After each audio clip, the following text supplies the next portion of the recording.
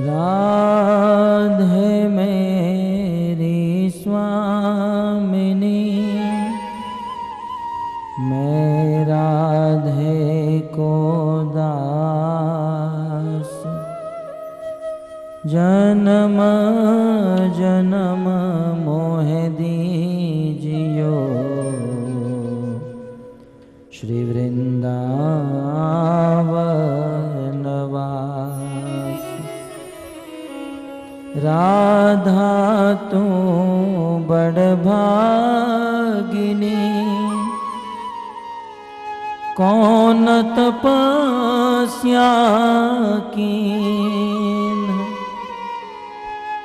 तीनों लोक के नाथ है, सो तेरो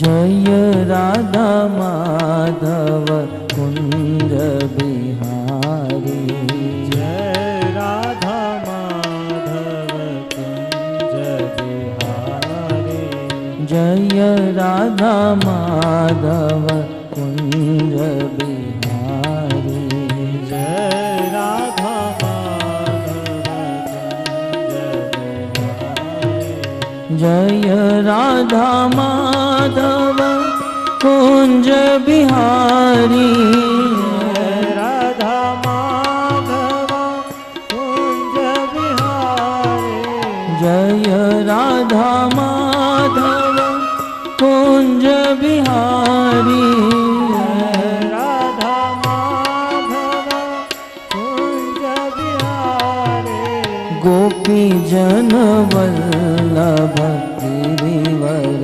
धारी, गोपी जन वल्लभ गिरिवर धारी, गोपी जन वल्लभ गिरिवर धारी, गोपी जन वल्लभ गिरिवर धारी, जय राधा माधव कुंज बिहारी, जय राधा माधव कुंज बिहारी,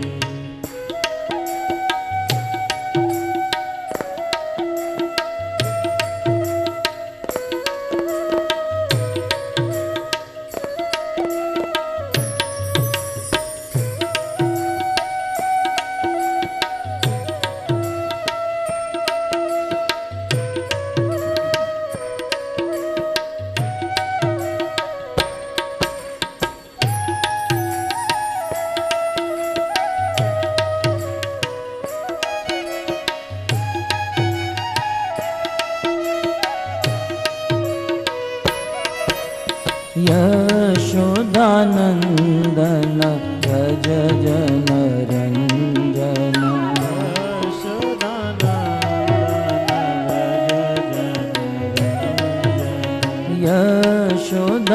यशोदानंदन व्रज जन रंजन,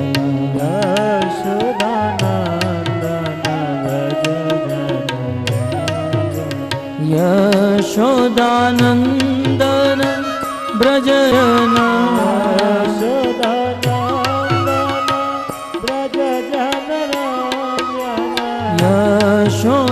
यशोदानंदन ब्रज जन रंजन,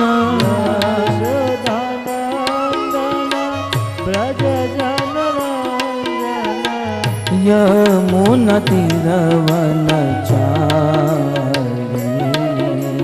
यमुना तीरावन सारी, यमुना तीरवन चारी, यमुना तीरावन सारी, जय राधा माधव कुंज बिहारी, जय राधा माधव कुंज बिहारी,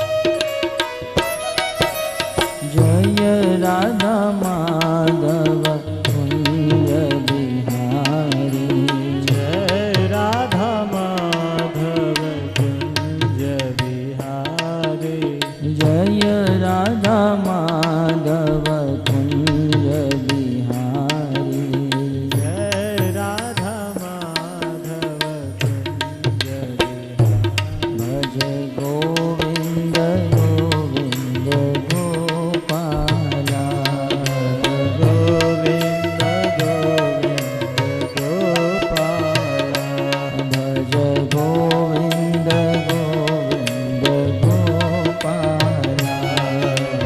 गोविंद गोविंद गोपाला भज मुरली मनोहर नंदलाला भज मुरली मनोहर नंदलाला भज मुरली मनोहर नंदलाला भज मुरली मनोहर नंदलाला भज गोविंद गोविंद गोपाला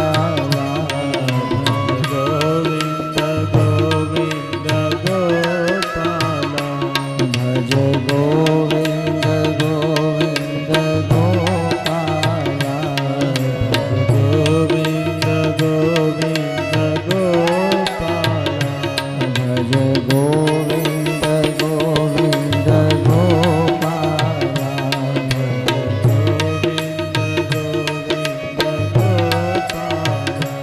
भज मुरली मनोहर नंदलाला भज मुरली मनोहर नंदलाला भज मुरली मनोहर नंदलाला भज मुरली मनोहर नंदलाला भज गोविंद गोविंद गोपाला गोविंद गोविंद गोपाला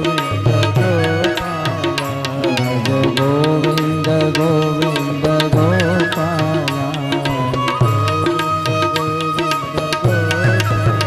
भज मुरली मनोहर नंदलाला भज मुरली मनोहर नंदलाला भज मुरली मनोहर नंदलाला भज मुरली मनोहर नंदलाला भज गोविंद गोविंद गोपाला गोविंद गोविंद गोपाला भज गोविंद गोविंद गोपाला गोविंद गोविंद गोपाला नाम महाधन है अपनो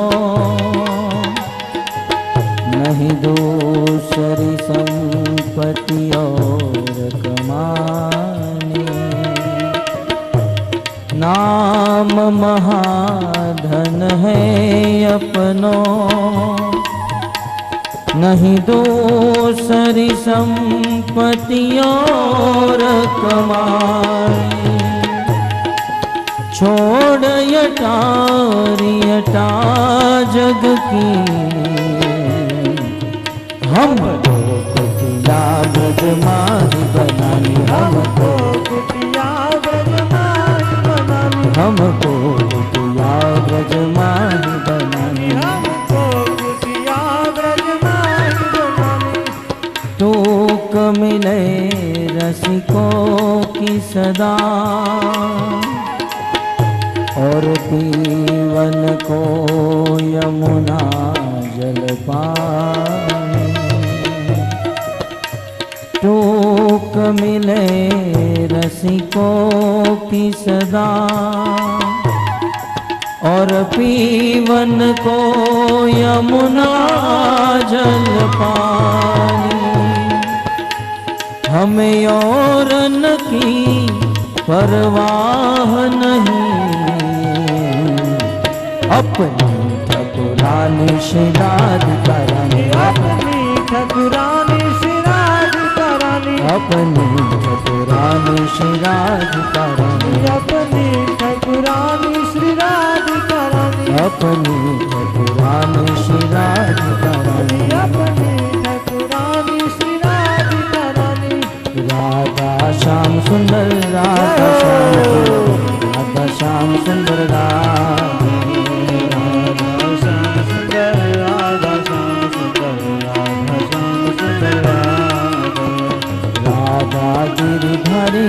राधा गिरधारी राधा गिरधारी राधा गिरधारी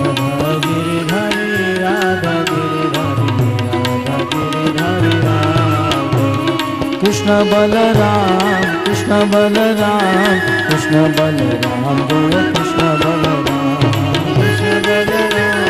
कृष्ण बलराम कृष्ण बलराम जय कृष्ण बलराम कृष्ण बलराम कृष्ण बलराम जय कृष्ण बलराम कृष्ण बलराम कृष्ण बलराम हाँ गौरनिताय जय गौरनिताय गौरनिताय जय गौरनिताय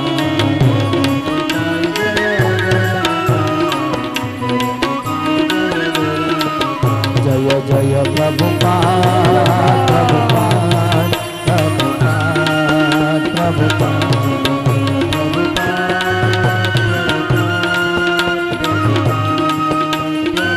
निताय गौर हरि बोल हरि बोल हरि बोल हरि बोल निताय गौर हरि बोल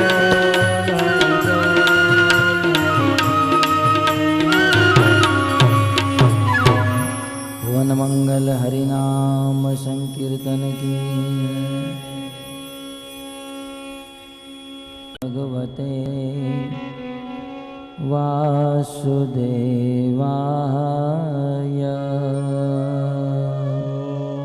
नमो भगवते वासुदेवाय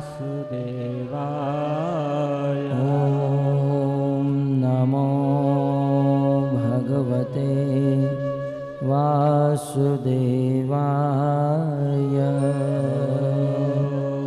नमो भगवते वासुदेवाय ॐ नमो भगवते वासुदेवाय नमो भगवते वासुदेवाय श्रीमद्भागवतम स्कंद 10 अध्याय 9 श्लोक क्रमांक 4 तां स्तन्यकाम आसाद्य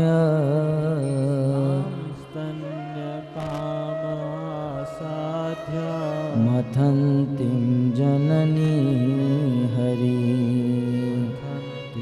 जननी गृहीत्वा दधिमन्थानं गृहीत्वा दधिमन्थानं न्यषेधत् प्रीतिमाहवन् प्रीतिवाहनं। कथा कहते हुए सुखदेव गोस्वामी को इतना आनंद आया। सुखदेव गोस्वामी अब इस कथा को गाने लगे। तमङ्कमारूढमपाययत्सनं तमङ्कमारूढमपाययत्स्तनं स्नेहस्तुतं सस्मितमीक्षति मुखम् स्नेहस्नुतं सस्मितमीक्षति मुखम् अत्रोक्तमृत्सजवेन सायया अत्रोक्तमुत्सृज्यजनेव सायया उत्सेच्यमाने पयसि त्वधिश्रिते उत्सिश्चमाने पयसि त्वधिश्रिते सञ्जातकोपस्फुरितारुणाधरम् गाइए सभी लोग। सन्दर्शदद्भिर्दधिमन्थभाजनम् सन्दस्य तद्भिर्दधिमन्थभाजनम् भित्वा मृषाश्रु दशदश्मनारहो भित्वा मृषाश्रुर्दशदश्मनारहो जगास हय्यङ्गवमन्त्र गत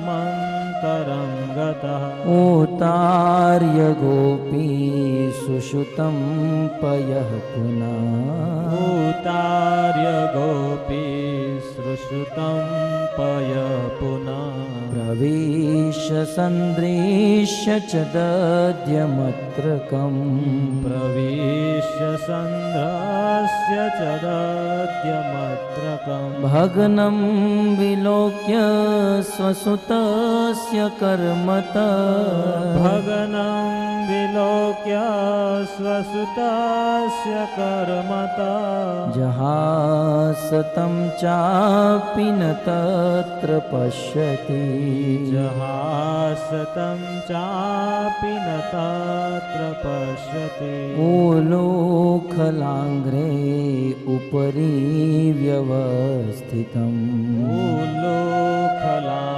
उलोखलाङ्घ्रेरुपरि व्यवस्थितं मर्काय कामं ददतं शिचिस्थितं मर्काय कामं ददतं शुचिस्थितं हैयङ्गवं चौर्यविशङ्किते क्षणम् हेयङ्गवं शौर्यविशक्तिते क्षणं निरीक्ष्य पश्चात् सुतमागमच्छने निरीक्ष्य पश्चात् सुतमागमश्चने तमात्तयष्टिं प्रसमीक्ष्य सत्वर तामातयष्टिं प्रसमीक्ष्य सत्वरं ततो वरुह्यापससार भीतवत् ततो वरुह्यापससार भीतवत् गोप्यन्वधावन्नयमापयोगिना गोप्यन्वधावन् यमापयोगिना शमं प्रवेष्टुं तपसेरितं मनः क्षमं प्रवेष्टुं तपसेरितं मनः अन्वञ्चमाना जननी बृहच्चल अन्वंश्चमाना जननी बृहश्चल श्रोणीभराक्रान्तगति सुमध्यमा श्रोणीभराक्रान्तगति सुमध्यमा जवेन विस्रंसितकेशबन्धनम् जवेन विस्रंसितकेशबन्धनम् च्युतप्रसूनानुगति परामृश च्युतप्रसूनानुगति परामृश क्रीतागसं तं प्ररुदन्तमक्षिणे क्रीतागसन्तं प्ररुदन्तमक्षिणे कषन्तमज्जन्मशिणे स्वपाणिना कषन्तमज्जन्मशिणे स्वपाणिना उद्वीक्षमाणं भयविवलेक्षणम् उद्वीक्षमाणं भयविह्वलेक्षणम् हस्ते गृहीत्वाभिषयत्वागुर हस्ते गृहीत्वाभिषयन्तवागुरम्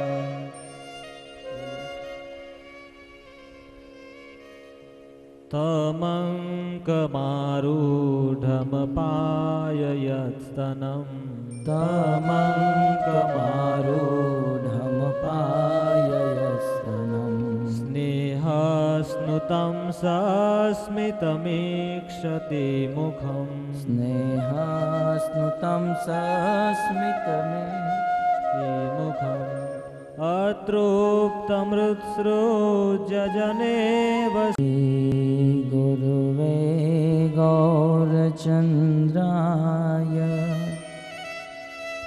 राधिकाय तदालये कृष्णाय कृष्णभक्ताय तद्भक्ताय नमो नमः। निन्दन्तं पुलकोत्करेण विकस अन्नीपप्रसुञ्छविं प्रोद्वीर्क्रोत्य भुजद्वयं हरिहरि द्युचे वदन्तं मुहुः नृत्यन्ते सिञ्चन्तभूर्वेतलं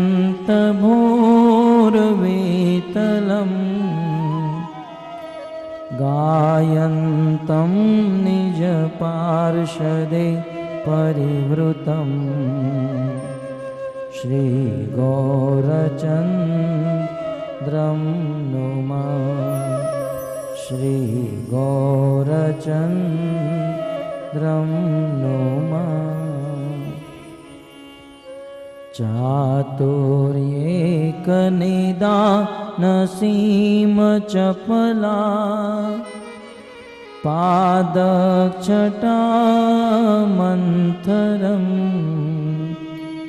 लावण्यामुतवीचिलोलितदृशं लक्ष्मीकटाक्षाद्रितम् कालिन्दी पुलिनाङ्गनं प्रणयिनं कामावतारङ्कुरं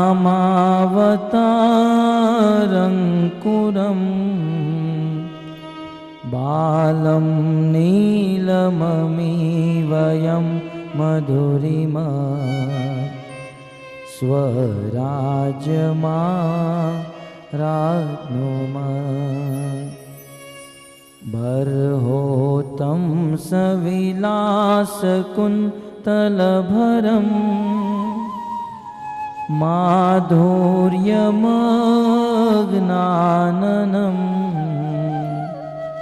प्रोन्मीलन्नवयौवनं प्रविलस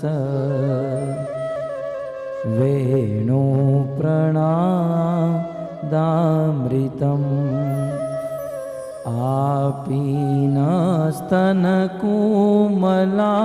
आपीनस्तनकोमलाभिरमितो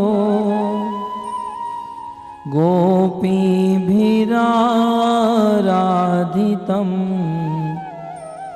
ज्योतिश्चेतसि नश्चकास्तु जगता एकाभिरामाद्भुतम्।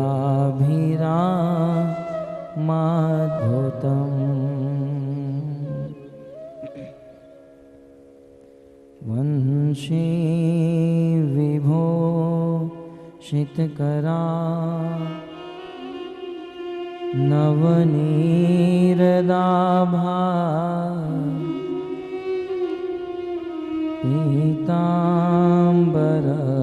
पीताम्बरदरुणबिं बफलधरोष्टा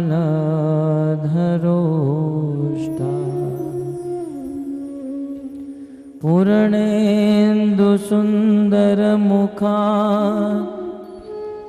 अरविन्दनेत्रा कृष्णात् परं किमपि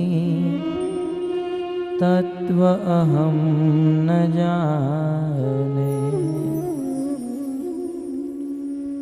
करारविन्दे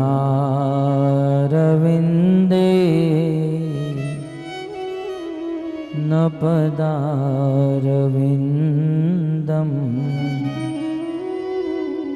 मुखारविन्दे विनिवेशयन्तम् वटस्य पत्रस्य पुटे शयानम् बालं मुकुन्दं मनसा स्मरामि। श्री कृष्ण गोविंद हरे मुरारे, हे नाथ नारायण वासुदेव। जिह्वे पिबत्स्वामृतमेतदेव।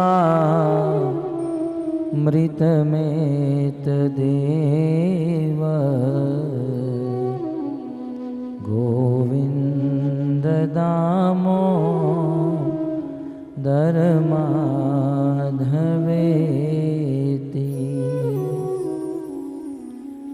जय जय श्री राधा रमण।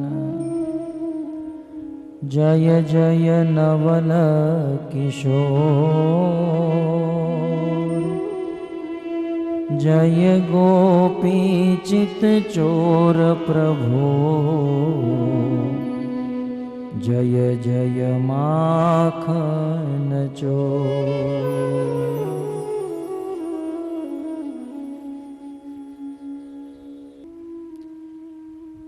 अंतर्राष्ट्रीय कृष्ण भावनामृत संघ की ओर से प्रस्थापित श्रीमद् भागवत कथा के तृतीय दिवस के प्रथम सत्र में हार्दिक स्वागत करते हैं। परम सौभाग्य से विभूषित भागीरथी पवित्र गंगा के तट पर और सुखदेव गोस्वामी के चरण कमलों की छत्र छाया में उपस्थित होकर भगवान श्री कृष्ण की बाल लीला श्रवण कर रहे हैं। भगवान श्री कृष्ण की बाल लीला भक्तों के लिए अत्यंत उपाध्यायी है। चैतन्य चरितामृत में श्री कृष्णदास कविराज गोस्वामी लिखते हैं, भगवान श्री कृष्ण अपने निज धाम गोलोक वृंदावन को छोड़कर इस पृथ्वी पर क्यों आते हैं। कई बार लोगों के मन में यह भ्रांति होती है कि भगवान श्री कृष्ण इस पृथ्वी पर धर्म की स्थापना करने के लिए आते हैं। तो कुछ लोग कहते हैं कि भगवान श्री कृष्ण इस पृथ्वी पर दुष्टों का विनाश करने के लिए आते हैं। परंतु भक्तों, यदि बुद्धि से विचार किया जाए तो दुष्टों का विनाश करने के लिए भगवान को अपने धाम से उतरने की जरूरत नहीं है। जो भगवान अपनी इच्छा शक्ति मात्र से करोड़ों करोड़ों ब्रह्मांड का प्रलय कर सकते हैं, उस एक ब्रह्मांड में रहने वाले असुरों को मारने के लिए भगवान इस पृथ्वी पर नहीं आते हैं। और धर्म की स्थापना तो भगवान के भक्त भी कर सकते हैं। भगवान का इस पृथ्वी पर आने का यह मुख्य उद्देश्य नहीं है। इस पृथ्वी पर भगवान अपने भक्तों को आनंद देने के लिए आते हैं। और सच सच बताए तो भगवान इस पृथ्वी पर स्वयं आनंद लूटने के लिए आते हैं। मन में प्रश्न हो सकता है, क्या भगवान के धाम में आनंद नहीं है कि उसे अपने धाम से यहाँ पृथ्वी पर उतरने की जरूरत पड़ी। भक्तों, भगवान के धाम में अनेकों प्रकार का आनंद है, परंतु यह वात्सल्य सुख का आनंद भगवान के धाम में नहीं है। भगवान के धाम में वात्सल्य रस का आनंद, क्योंकि भगवान की नित्य आयु 16 वर्ष की है। आद्यम पुराण पुरुषम नव यौवनम च। भगवान स्वरूपगत 16 साल के युवान है। भगवान के धाम में भगवान की नित्य आयु 16 वर्ष की होती है और 16 वर्ष के जवान व्यक्ति को वात्सल्य रस का पूर्ण रूप से आनंद नहीं दिया जा सकता है। अतः वात्सल्य रस का आनंद लेने के लिए वह भगवान इस पृथ्वी पर आते हैं। भगवान होकर भी यशोदा के पुत्र बन जाते हैं। अनेकों अनेकों ऐश्वर्य पराक्रम, अनेकों शक्ति के निदान होने पर भी एक साधारण बालक की तरह लीला करते हैं, क्योंकि भगवान चाहते हैं कि संसार के लोग मुझे अपना पुत्र माने और मुझे अपना पुत्र समझकर मेरा लालन पालन करें। सकल संसार करे मोर विधि भक्ति, चैतन्य महाप्रभु कहते हैं। इस संसार में प्रायः सब लोग भय के कारण भगवान की भक्ति करते हैं, परंतु भय के द्वारा की गई भक्ति भगवान को पसंद नहीं है। भगवान को तो प्रेमा भक्ति पसंद है। कृष्ण चाहते हैं संसार के लोग मुझसे डरे नहीं, मुझसे प्रेम करें, और संसार के लोग मुझे प्रेम करें। इसीलिए भगवान श्री कृष्ण बालक बनकर एक मनुष्य की तरह मानुषम देहम आश्रित्य, मनुष्य देह का आश्रय लेकर एक बालक बनकर इस जगत में लीला करते हैं, ताकि जगत के लोगों को ये लग पाए ये कृष्ण हमारे बच्चे की तरह है, हमारे पुत्र की तरह है। और कृष्ण भी अपनी माता के ताड़न लालन पालन से बहुत खुश होते हैं, प्रसन्न होते हैं। आज कुछ ऐसी ही घटना घट रही है। भगवान श्री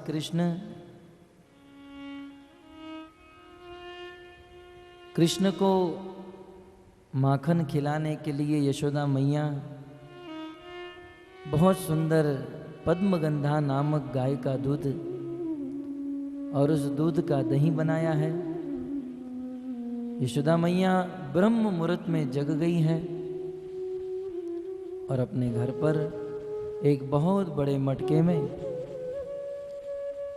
माखन को, दही को मथ रही है और दही को मथते हुए भगवान के नाम का गान कर रही है। यानी यानी है गीतानी। और जीवन में प्रथम बार दही को मथने जा रही थी, अतः यशोदा को बहुत परिश्रम हो रहा था। यशोदा के शरीर से पसीना निकल रहा था और उनकी चूड़ियां बज रही थी। यहाँ तक कि यशोदा मैया के बालों में जो मालती के फूल लगे थे वह फूल भी धीरे धीरे करके गिर गए। कल यहाँ तक कथा पहुंची थी, यशोदा के मस्तक से फूल गिर गए। आखिर कारण क्या था? यशोदा के मस्तक में रहे हुए फूल ने सोचा कि जो भक्त भगवान के लिए कार्य करता है, अपनी इंद्रियां भगवान में लगा देता है और इसी के साथ साथ अपनी जीवा से भगवान के नाम का गान करता है, जो तन मन और धन से पूर्ण रूप से भगवान की सेवा में लगा हुआ है, ऐसे भक्तों के मस्तक पर नहीं, ऐसे भक्तों के चरणों में बैठना चाहिए। ऐसे शुद्ध भक्तों की शरण ग्रहण करनी चाहिए। यशोदा मैया के मस्तक के फूल जगत के लोगों को उपदेश दे रहे हैं कि यदि भगवान की प्राप्ति करनी है तो भक्तों के चरण को पकड़ना होगा, क्योंकि बिना भक्तों की सेवा के भगवान नहीं मिलेंगे। भगवान के पास सब कुछ है, पूर्ण धन है, ऐश्वर्य है, सुंदरता, बल, सब कुछ, परंतु भगवान से प्रेम करने की जो चाबी है वो उनके भक्तों के हाथ में है। भगवान सभी ओर से धनी है, परंतु अपना प्रेम भगवान के अपने पास नहीं है, वे तो भक्तों के पास है। अतः भक्तों की शरण ग्रहण करने से भगवान मिलते हैं। अम्बरीश और दुर्वासा के प्रसंग में भगवान ने दुर्वासा ऋषि को कहा था कि हे दुर्वासा जी, साधवो हृदयम मह्यम, साधु जो है मेरे भक्त मेरे हृदय है। कथा आप सब जानते हैं। दुर्वासा ऋषि ने जब अम्बरीश महाराज जैसे महाभागवत परम भक्त को मारने का प्रयास किया, उसी समय अम्बरीश महाराज की रक्षा करने के लिए भगवान का सुदर्शन चक्र तैयार हो गया। वह सुदर्शन चक्र दुर्वासा ऋषि के पीछे पीछे दौड़ा। अनेकों लोक लोकांतर में दुर्वासा ऋषि भागे हैं, परंतु सुदर्शन ने उसका पीछा नहीं छोड़ा। पिता ब्रह्मा के पास गए, परंतु ब्रह्मा जी ने भी उन्हें पनाह नहीं दी। शिव जी के पास गए। शिव जी ने कहा दुर्वासा जी, तुरंत मेरा कैलाश लोक खाली करो, क्योंकि आप थोड़ी देर भी यहां पर खड़े रहोगे, इस सुदर्शन के तेज से मेरा कैलाश लोक जलकर राख हो जाएगा। और जाते जाते शिव जी ने इतना ही कहा कि दुर्वासा जी, आपने अपराध भगवान का किया है और माफी दुनिया के अन्य लोगों से मांग रहे हो। अरे जिसका अपराध किया है, जिसका सुदर्शन चक्र आपके पीछे दौड़ रहा है, उनके शरण में जाओ। हमारी स्थिति भी कुछ दुर्वासा ऋषि जैसी ही है। हम लोग अपराध लोगों का करते हैं और भगवान के पास जाकर तमेव माता च पिता तमेव। अपराध दूसरों का करते हैं, माफी भगवान से मांगते हैं। जिसका अपराध होता है उनसे माफी मांगनी चाहिए। तुरंत दुर्वासा ऋषि भगवान विष्णु के पास गए। हे प्रभु, आपका सुदर्शन चक्र मेरे पीछे है, आपके प्रताप से यह सुदर्शन चक्र कुछ देर तक रुका हुआ है, मेरी पीठ जल गई, 1 साल बीत गया, प्रभु आप मेरी रक्षा कीजिए। तब भगवान श्री विष्णु ने कहा दुर्वासा जी, मैं आपकी रक्षा नहीं कर पाऊंगा।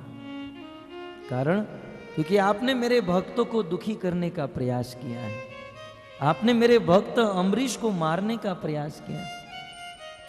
दुर्वासा ऋषि ने बहुत प्रार्थना की और अंत में तो दुर्वासा ऋषि ने यहां तक कह दिया, प्रभु आप तो करुणा के सागर हो, आपकी करुणा कहां चली गई? क्या आपको मुझ पर दया नहीं आ रही है? तब भगवान ने दुर्वासा ऋषि को इतना ही कहा, दुर्वासा जी, ये दया नामक तत्व हृदय से उत्पन्न होता है। ये दया जो है हृदय से उत्पन्न होती है, और तुमने तो मेरे हृदय को ही जलाकर राख कर दिया है। मेरा हृदय मेरे भक्त है, साधवो हृदय मह्यम, साधु मेरे हृदय है, और तुमने तो मेरे हृदय को ही मार डाला है। अब ये दया नहीं हो सकती है दुर्वासा जी, आप यहां से चले जाइए। भगवान के भक्त भगवान के हृदय हैं, इसलिए तो नरोत्तम दास ठाकुर कहते हैं ना, तुम्हारा हृदय सदा गोविंद विश्राम, गोविंद कहे न मोरा वैष्णव पराण, हे बार करुणा करो, हे बार करुणा करो वैष्णव गोसाई। तुम्हारा हृदय सदा गोविंद विश्राम। वैष्णव के भक्तों के हृदय में भगवान होते हैं और भगवान के हृदय में वैष्णव भक्त होते हैं। अतः भगवान की प्राप्ति करने के लिए भक्तों के चरण को पकड़ना चाहिए। आज हमारी स्थिति कैसी है? हम भगवान में बहुत श्रद्धा रखते हैं, भगवान की सेवा करते हैं, भगवान को भोग लगाते हैं, भगवान को दान भी देते हैं, परंतु भक्तों से द्वेष करते हैं, भक्तों से झगड़ा करते हैं, भगवान कभी प्रसन्न नहीं होंगे। क्योंकि भक्त भगवान के हृदय है। आप भगवान के चरणों की कितनी भी सेवा करो, हाथ की सेवा करो, मस्तक की सेवा करो, परंतु भगवान के हृदय को आप ठेस पहुंचाओगे, भगवान कभी प्रसन्न नहीं होंगे। और भगवान के हृदय भक्त है। अतः भक्तों की सेवा, कल आपने सुना ना, देवी शबरी ने भगवान की सेवा नहीं की थी, भक्त की सेवा की थी। और मातंग ऋषि की सेवा करके कितना सुंदर आशीर्वाद प्राप्त किया। मातंग ऋषि ने कहा कि मुझे तो भगवान के पास जाना पड़ रहा है, लेकिन शबरी क्योंकि तूने भक्त की सेवा की है, इसलिए भगवान चलकर तेरे घर पर आएंगे। और आए। जो भक्तों की सेवा करते हैं, भक्तों की शरण ग्रहण करके रखते हैं, निश्चित इस संसार में हम लोग स्वतंत्र रहना चाहते हैं और हम लोग स्वतंत्र रहकर भक्ति करना चाहते हैं, परंतु भक्ति स्वतंत्रता से नहीं, भक्ति अनुशासनता से हो सकती है। भक्ति किसी ना किसी के अनुशासन में रहकर करनी चाहिए और वह अनुशासन भक्त का होना चाहिए। श्रीमद् भागवतम के 8वें स्कंद में गजेंद्र जी की कथा आती है। गजेंद्र जी बहुत बड़े हाथी थे। हाथी की कथा भागवत में है। और उस हाथी की अनेकों पत्नी और अनेकों बच्चे थे। एक दिन वह हाथी अपनी सभी पत्नी और सभी बच्चों को लेकर वन में विचरण करने के लिए निकला। सुखदेव गोस्वामी अनेक श्लोकों में वर्णन करते हुए कहते हैं कि जब वह हाथी अपनी कंदराओं से निकलता था,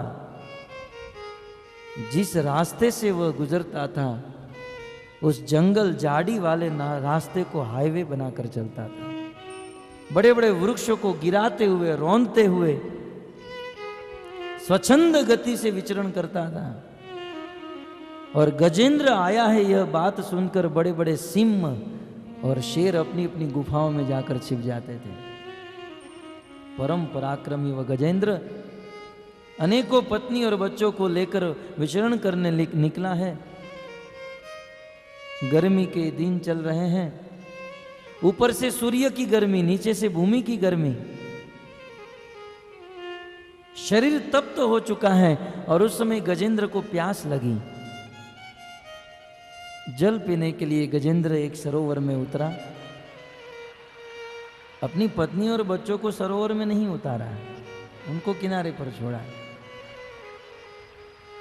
ये कोई हाथी की कथा नहीं है, हम सब की कथा है। उस समय तो एक गजेंद्र था, आज तो घर घर में गजेंद्र भरे पड़े हैं। कभी कभी गजेंद्र के साथ अपनी तुलना कीजिए, क्या हमारे जीवन में भी ऐसा नहीं होता है? पत्नी बच्चों को लेकर जाते हैं, ट्रेन से जा रहे हैं, स्टेशन आया, पत्नी और बच्चों को ट्रेन में बिठाते हैं और हम लोग उतरकर पानी भर कर आते हैं। गजेंद्र जी ने ऐसा ही किया। बेटा तुम बैठो, पत्नी को बिठाए। मैं नहीं कहता हूं कि यह नहीं करना चाहिए, एक पुरुष को अपना कर्तव्य निभाना चाहिए। अपनी पत्नी की सेवा, अपने पुत्र की सेवा करनी चाहिए, जो गजेंद्र जी कर रहे हैं। गजेंद्र जी सरोवर में उतरे और अपनी सूंड से जल को ग्रहण करके स्वयं पानी पिए और अपनी पत्नी को पिलाए, अपने बच्चे को पिलाए। बहुत अच्छा कार्य किया। यहां तक तो सब कुछ ठीक था। जब तक हम लोग संसार में रहेंगे, पत्नी बच्चों के प्रति कर्तव्य निभाएंगे, तब तक ठीक है। लेकिन हमारे कर्तव्यों का अतिक्रमण करके इंद्र तृप्ति करने का प्रयास करेंगे। आज भी कुछ लोग गंगा में स्नान करते समय खेलते होंगे, तो जब वो पत्नी थोड़ी लज्जित शर्माती थी, तब गजेंद्र और उत्साह में आता था, हमारी पत्नी है। तो इस प्रकार अपनी पत्नियों के साथ क्रीड़ा करने लगा, बच्चों के साथ खेलने लगा।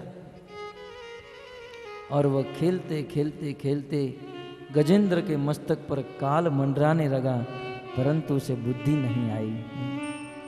जैसे हमारे जीवन के अनेक वर्ष बीत गए, बस इसी कार्य में रचे पचे हैं, वही पत्नी, वही बच्चे, वही संसार। परंतु स काले क्रूर काल हमारे मस्तक पर मंडराने लगता है, मृत्यु के दिन निकट आ जाते हैं, बुद्धि नहीं रहती है। उसी सरोवर में एक ग्राह रहता था। जब गजेंद्र जी उस पानी में बहुत हिलने लगे, वो पानी आंदोलित हो गया और उस समय ग्राह ने सोचा हमारे घर पर इतना जल को आंदोलित करने वाला कौन आया है। मगरमच्छ आया और गजेंद्र के पांव को पकड़ लिया। गजेंद्र तो आखिर राजा था ना, तो पहले गजेंद्र को कोई एहसास नहीं हुआ, दर्द नहीं हुआ। अपने पांव को 2-3 बार ऐसे ऐसे झपटा और अपनी पत्नी और बच्चों के साथ खेलता रहा। संसार में यही होता है ना, मस्त है संसार के भोगों में। और उस समय भगवान एक नोटिस भेजते हैं कि भाई अब मृत्यु के दिन करीब आ गए हैं। देखिए, इस संसार में पुलिस वाले किसी को जेल में बंद करने से पहले नोटिस भेजते हैं, भगवान भी जीव को मारने के पहले नोटिस भेजते हैं। पहली नोटिस क्या है जानते हैं? बाल सफेद हो जाना। ये भगवान के द्वारा भेजी, अब मृत्यु के दिन करीब आ गए हैं, आपको ले जाने के लिए भेज रहा हूं, अभी भी आपके पास समय है, सुधरना है तो सुधर जाओ। लेकिन आज का मनुष्य इतना बुद्धिमान हो गया, नोटिस आती है फाड़ कर फेंक देता है। जैसे ही बाल सफेद होते हैं, ब्यूटी पार्लर में जाकर काले करवा देते हैं, डाई करा देते हैं। परंतु बुद्धिमान व्यक्ति इस वस्तु के ऊपर विचार करता है। जैसे विचार किया था राजा दशरथ ने। एक दिन, अयोध्या कांड की यह कथा है, एक दिन राजा दशरथ अपने आसन पर बैठे थे, मुकुट हिल गया। उसने एक कांच मंगाया और अपना मुकुट जैसे ही ठीक करने गए, कान के ऊपर एक सफेद बाल पाए। जैसे ही अपने मस्तक में एक सफेद बाल देखा, गोस्वामी जी रामचरितमानस में वर्णन करते हैं, राजा दशरथ के हृदय में दुख हुआ। हाँ, सफेद बाल को देखकर हमें भी दुख होता है, लेकिन किसका दुख होता है? यार सफेद हो गया। दशरथ को ऐसा दुख नहीं, हृदय बहुत दुख लाग। राजा दशरथ के हृदय में बहुत दुख हुआ। किस बात का? भय उन विषय विराग और भवत बसत वा चौथपन, बीत गयो दिन भजन बिना।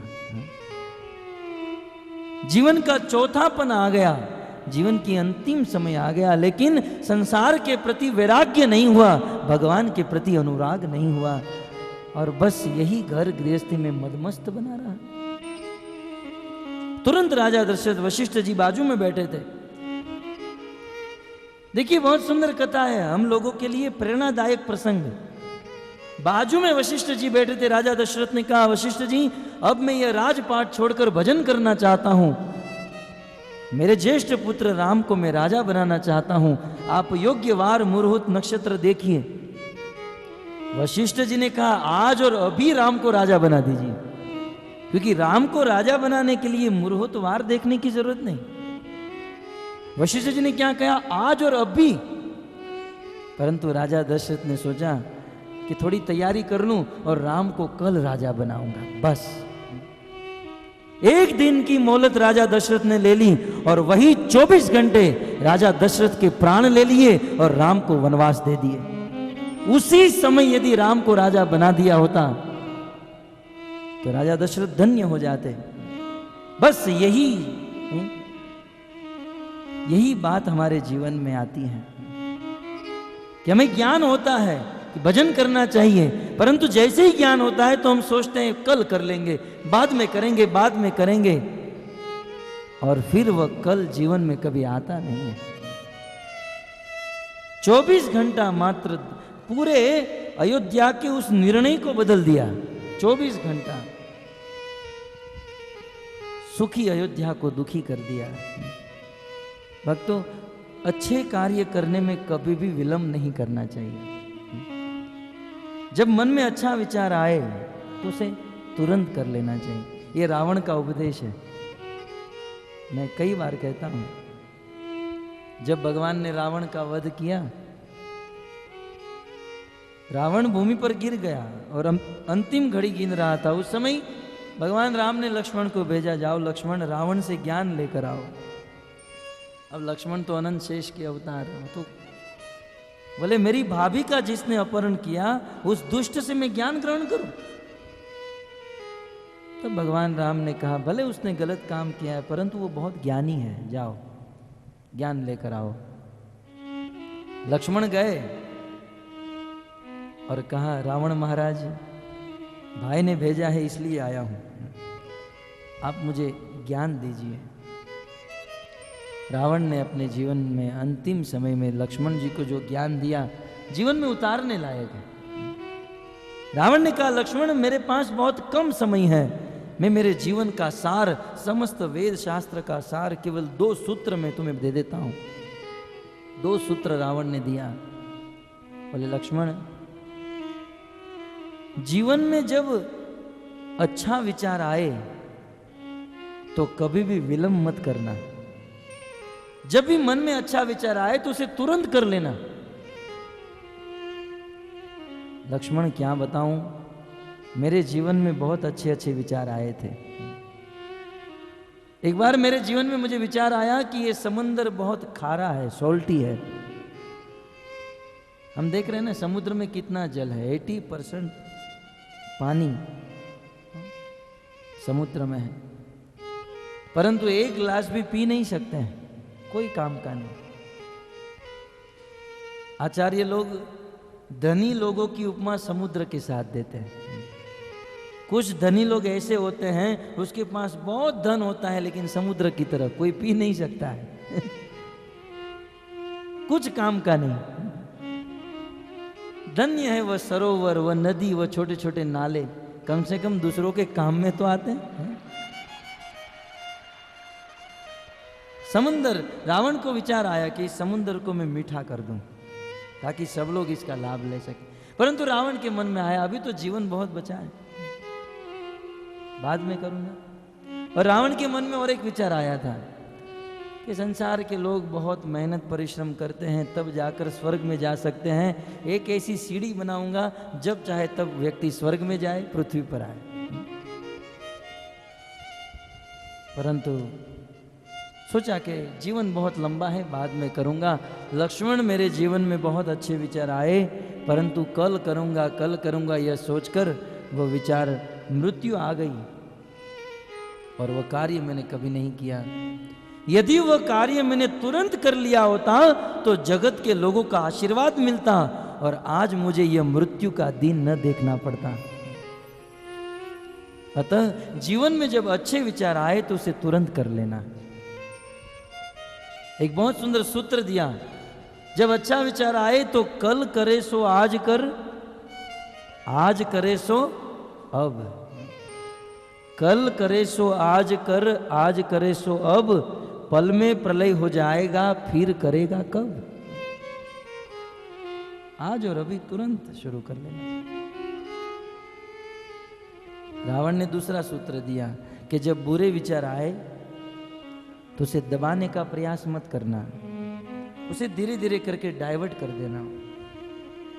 मैंने अच्छे विचार आए तो उसे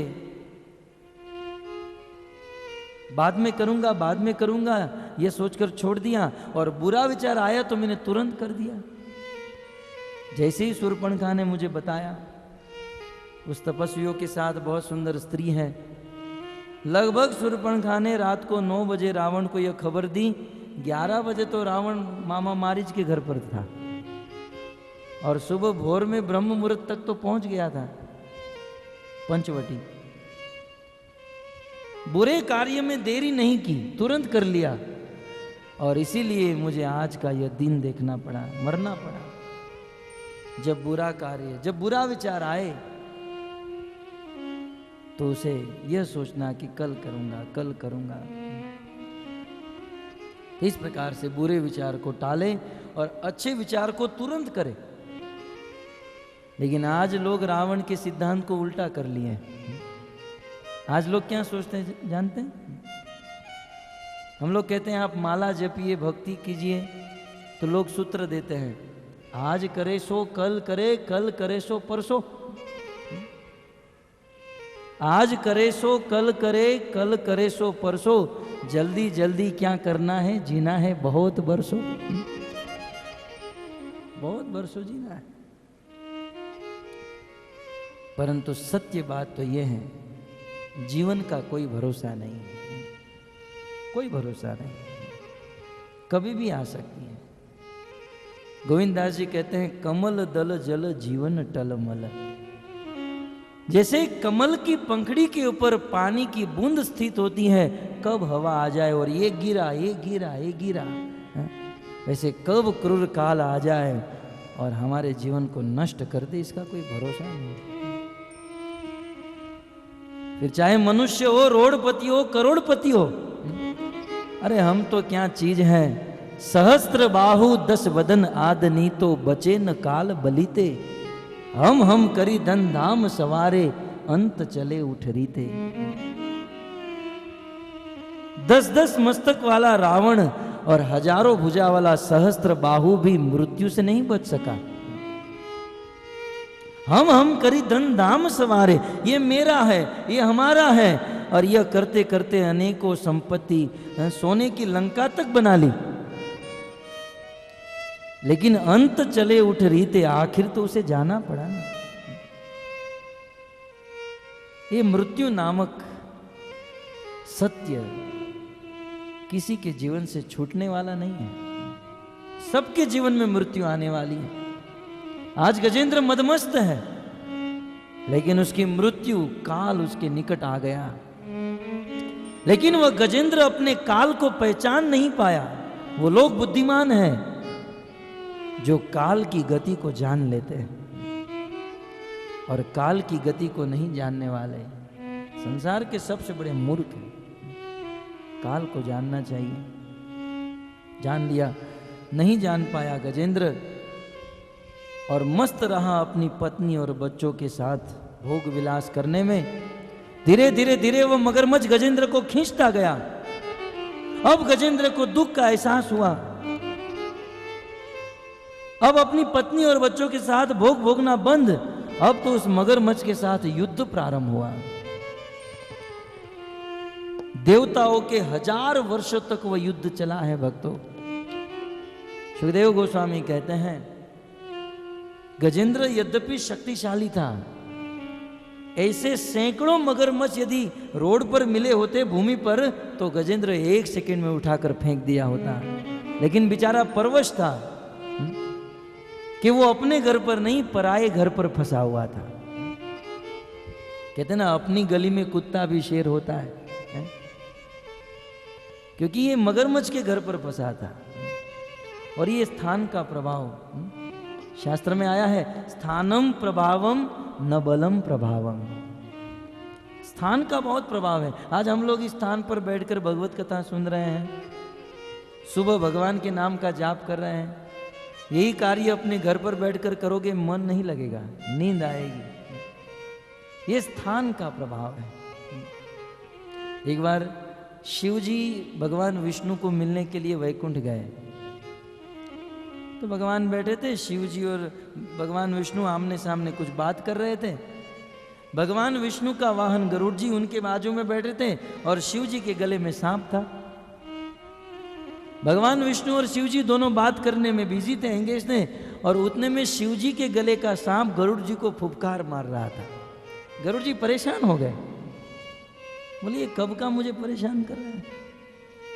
बार बार शिव जी का वह सांप फुफकार मार रहा था। तब गरुड़ जी ने आंख निकाल कर कहा, अरे साले, ये तेरा प्रभाव नहीं है। तेरे जैसे हजारों सांप को 1 सेकंड में उठाकर खा जाऊं, परंतु तू जिस गले में बैठा है ना, उसका प्रभाव से तू मेरे ऊपर फुफकार कर रहा है। एक बार शिव जी के गले से उतर कर दिखा, एक बार शिव जी के गले से उतर कर तू मुझे फुफकार दे, तब तुझे पता चले ये गरुड़ भी क्या चीज है। लेकिन शिव जी के गले पे बैठा है, इसलिए मेरे ऊपर फुफकार कर रहा है। कहने का भाव यह है कि उस सांप का प्रभाव नहीं था, सांप का बल नहीं, शिव जी के स्थान का प्रभाव था। इस संसार में हमारी शक्ति का प्रभाव नहीं, स्थान का प्रभाव। साधारण बात भी आप समझ सकते हैं, किसी बीज को बंजर भूमि में बो दो और कितना भी सिंचन करो, जल डालो, वो बीज फलता नहीं है। परंतु उसी बीज को किसी अच्छी भूमि में डालो, थोड़ा सा जल डालने पर वह एक बीज 70-80 गुना होकर निकलता है। ठीक उसी प्रकार हमारे घर में जहां तमोगुण और रजोगुण भरा हुआ है और उस घर में बैठकर हम भक्ति करेंगे, भगवान का नाम लेंगे, तो उस रणभूमि में डाले हुए बीज की तरह वो पूरा पूरा फल नहीं देगा। लेकिन यही भगवान का नाम, भगवान की भक्ति तीर्थ धाम में आकर या प्रभुपाद जी के बनाए हुए इस्कॉन मंदिर में जाकर की जाए, तब थोड़ी की गई भक्ति 80-100 गुना होकर हमें फल प्रदान करती है। इसलिए चैतन्य महाप्रभु 5 महासाधन बताते हुए कहे कि सभी भक्तों को भगवान की प्राप्ति करने के लिए तीर्थ यात्रा में वास करना चाहिए या भगवान के मंदिर में जाना चाहिए। परंतु मानव समाज इतना बुद्धिमान हो गया है, अपने अपने सूत्र बनाता ही रहता है। मन चंगा तो कथौटी में गंगा, मंदिर जाने की क्या जरूरत है? आप लोग मंदिर जाने के लिए इतना फोर्स क्यों करते हो? मन चंगा है तो कथौटी में गंगा, सबके घर पर गंगा, सुखताल में आने की क्या जरूरत है? हमारे गुरु महाराज कहते हैं, चंगा मन किसे कहते हो जानते हैं? चंगा मन कैसे बनता है आप जानते हो? सुबह से लेकर शाम तक इस मन में अनेकों गलत विचार आते हैं और कई बार लोग शास्त्र के सिद्धांत के ऊपर तर्क करते हैं। जैसे शास्त्र में लिखा है कि भगवान कण कण में है, हरि व्यापक सर्वत्र समाना। भगवान सभी जगह पर है, कण कण में है। तो कुछ लोग दावा करते हैं भगवान कण कण में तो हमारे घर पर भी है, मंदिर जाने की क्या जरूरत है? ये तीर्थ यात्रा में जाने की क्या जरूरत है? ब्रह्म के रूप में सब जगह पर है तो घर पर भी है। तब शिव जी कहते हैं हरि व्यापक सर्वत्र समाना, भगवान सभी जगह पर है और समान रूप से है, परंतु प्रेम से प्रकट होई में जाना। परंतु उस भगवान को प्रकट करना है तो प्रेम करना पड़ता है। शिव जी की बात को न समझ सको तो एक भौतिक बात समझ लीजिए, एक दृष्टांत समझ लीजिए। हम यहाँ पर बैठे हैं, प्रवचन के बाद अपने मोबाइल को नेटवर्क में लेकर जाइए और मैन्युअल सर्च कीजिए। रिलायंस, वोडाफोन, आइडिया, बहुत सारे नेटवर्क आपके मोबाइल में आएंगे। लगभग 10 नेटवर्क यहाँ पर घूम रहे हैं, लेकिन किसी को दिखाई दे रहा है? वोडाफोन तो दिखाई नहीं दे रहा है। डिश टीवी जानते हैं ना? रिलायंस डिश टीवी, जी डिश टीवी, लोग टीवी देखने के लिए, केबल चैनल देखने के लिए अब तो डिश टीवी आ गए। हम तो मुंबई में देखते हैं खाने के लिए भोजन के वांदे हैं, लेकिन सभी झोपड़पट्टी में डिश टीवी लगी है, सबके घर पर। खैर ये बात तो एक अलग है, लेकिन मैं आपको कहूं कि यहाँ पर सभी डिश टीवी के नेटवर्क है। यहाँ पर भी लगी हुई है, 2-3 मैंने देखा। तो यदि कोई तर्क करे कि हमें तो कुछ दिख नहीं रहा है, यदि यहाँ पर सभी जी चैनल हैं, ये चैनल है, वो चैनल है, लेकिन हमको दिखाई तो नहीं दे रहा। भक्तों यहाँ पर चैनल है, परंतु उसे देखने के लिए टीवी चाहिए। बिना टीवी के उस चैनल को हम देख नहीं सकते हैं। ठीक उसी प्रकार भगवान सब जगह पर है, लेकिन उसे देखने के लिए हृदय में प्रेम चाहिए। जैसे बिना टीवी के वो चैनल नहीं दिखाई देती हैं, वैसे बिना प्रेम के भगवान नहीं दिखाई देते हैं। अतः स्थान का प्रभाव है, स्थानम प्रभावम। अतः मंदिर में जाना चाहिए। एक बार एक राजा के मन में विचार आया कि अल्लाह की प्राप्ति करनी है, भगवान की प्राप्ति करनी है, क्या करूं? संतों ने कहा है भगवान की प्राप्ति करने के लिए मंदिर में जाना चाहिए या वृंदावन जाना चाहिए। राजा ने यह ठान लिया कि मैं कल निकल जाऊंगा घर छोड़कर। लेकिन राजा के कुछ मंत्री होते हैं ना, मंत्री ने कहा मन चंगा तो कथौटी में गंगा, राजा कहीं जाने की जरूरत नहीं। राजा ने अपना विचार बदल दिया और ये बात कबीर जी को पता चली। बोले राजा ने अपना विचार बदल दिया। उस समय कबीर जी ऊँटहारे का रूप लेकर, ऊँटहारा जानते हैं, ऊँट बेचने वाला, ऊँट बेचने वाले को ऊँटहारा कहा जाता है। तो संत कबीर ऊँटहारे का रूप लेकर उस राजा के राज्य में आए और सभी के घर पर खटखटाकर बेल बजाकर रात को 1 बजे 2 बजे और वे दरवाजा खोलते थे तो ऊँटहारे के रूप में कबीर जी कहते थे, आपने मेरा ऊँट देखा? मेरा ऊँट खो गया है। घर वाले कहते थे, हमारी खिड़की तो देखो, ये खिड़की में तुम्हारा ऊँट आ सकता है? बोले नहीं, मुझे लगा होगा आपके घर आ गया होगा। बाजू के घर में जाते थे, खटखटाते थे, रात को 12 बजे 1 बजे, आपने मेरा ऊँट देखा? बोले आपका ऊँट हमारे घर पर कैसे आ सकता है? पूरे राज्य के नाक में दम करके रख दिया और सब लोगों ने राजा को कंप्लेंट की। एक ऊँटहारा आया है, सबको परेशान कर रहा है। राजा ने उसे अपनी सभा में बुलाया। बोले ए ऊँटहारा, सबको परेशान क्यों कर रहा है? मैं कहाँ परेशान कर रहा हूँ, मैं तो मेरे ऊँट को ढूंढ रहा हूँ। मेरा ऊँट खो गया है तो देख रहा हूँ कि किसी के घर पर तो नहीं चला गया। राजा ने कहा, मूर्ख, तू इतना भी नहीं जानता है कि तेरा ऊँट किसी के घर पर नहीं रह सकता है? उस ऊँटहारे ने इतना ही कहा, राजा मैं यही आपको समझाने आया हूँ, इतने बड़े विभु भगवान आपके छोटे से घर में कैसे रह सकते हैं? उस भगवान को मिलने के लिए आपको इस घर से निकलना पड़ेगा। मेरा एक साधारण सा ऊँट यदि किसी के घर पर नहीं रह सकता तो परम पुरुष भगवान आपके इस तुच्छ घर में कैसे रह सकते हैं? निकलिए और मंदिर में जाकर भगवान की भक्ति कीजिए, उसे प्राप्त कीजिए। स्थानम प्रभावम। गजेंद्र जी अन्य स्थान में सरोवर में फंसे हुए थे और वह मगरमच्छ गजेंद्र को खींचता गया। धीरे धीरे गजेंद्र जी डूबते गए। भक्तों, उस समय गजेंद्र की सभी पत्नियों ने बहुत प्रयास किया अपने पति को बचाने का। आज की पत्नियां भी बहुत प्रयास करती हैं, बच्चों ने भी प्रयास किया।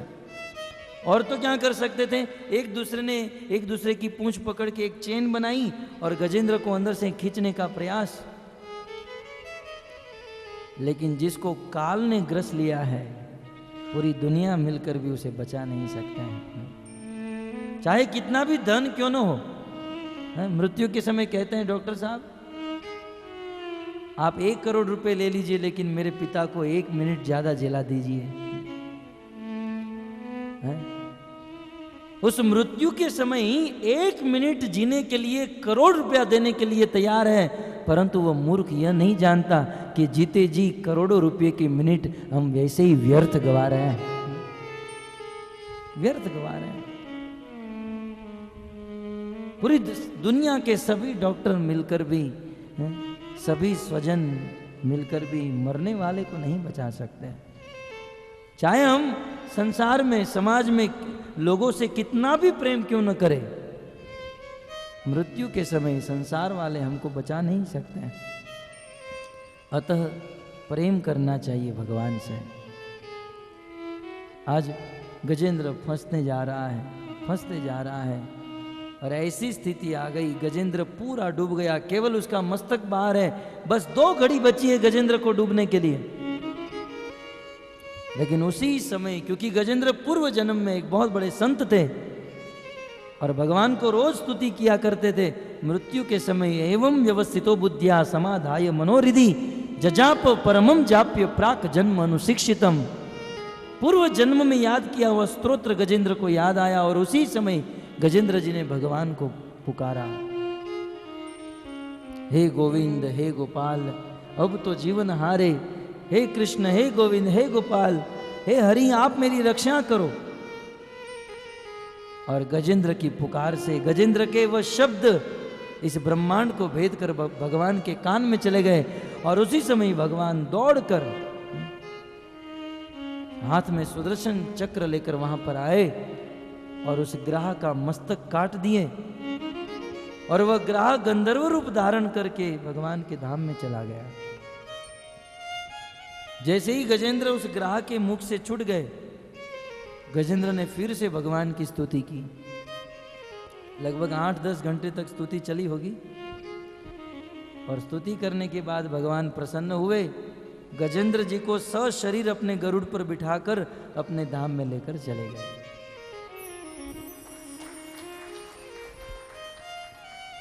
थोड़ी पहले ताली बजा दी आप लोगों ने, क्योंकि मेन क्लाइमेक्स तो बाकी रह गया है।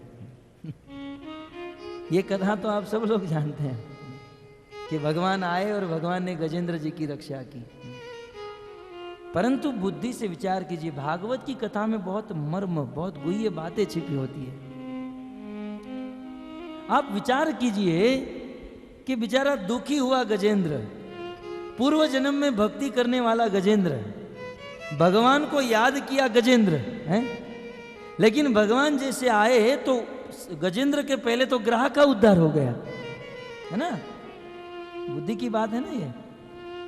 सारी मेहनत गजेंद्र ने की, लेकिन गजेंद्र के पहले तो ग्रह का उद्धार हुआ, और ग्रह का उद्धार होने के बाद 8-10 घंटे के बाद गजेंद्र का उद्धार हुआ।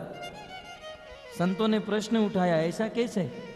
तब सुखदेव गोस्वामी उत्तर देते हैं, ये बात सत्य है कि गजेंद्र ने भगवान की भक्ति की, साधना की, भगवान को याद किया, परंतु ग्राह ने और कुछ नहीं किया। ग्राह ने गजेंद्र के चरण को पकड़ कर रखा, इसलिए गजेंद्र के पहले ग्राह भगवान के धाम में चला।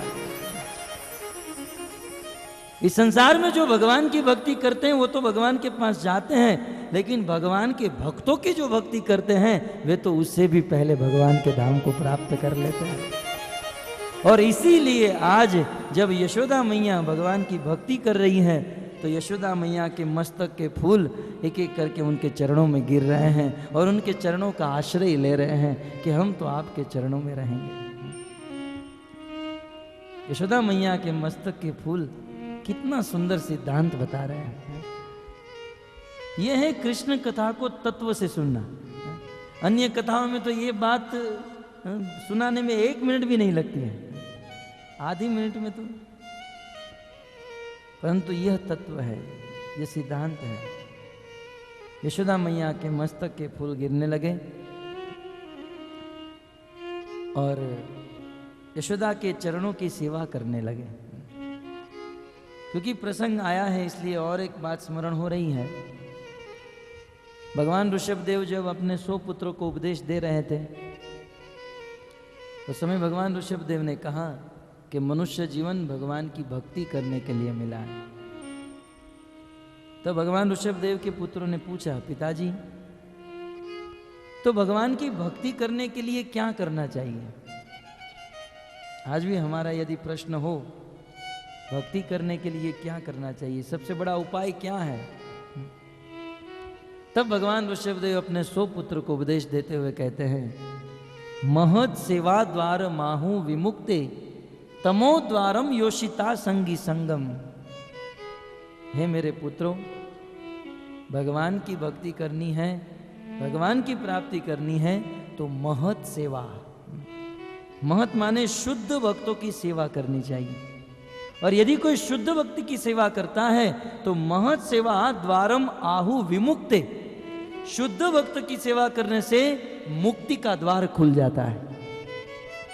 भगवान के धाम का द्वार सदा सदा के लिए खुल जाता है जब हम भक्तों की सेवा करते हैं। और यहां पर एक सुंदर शब्द दिया है, विशेषण दिया है कि भक्तों की सेवा करने से मुक्ति नहीं मिलती है, विमुक्ति प्राप्त होती है। इसका अर्थ ये समझो कि मुक्ति माने सायुज्य, सामीप्य, सालोक्य इत्यादि, परंतु भगवान ऋषभदेव के कहने का भाव है कि भक्त की सेवा करने से मुक्ति ही नहीं, विमुक्ति, और विमुक्ति का अर्थ है भगवान का धाम, अपना निज स्वरूप प्राप्त हो जाता है और भगवान के पास चले जाते हैं।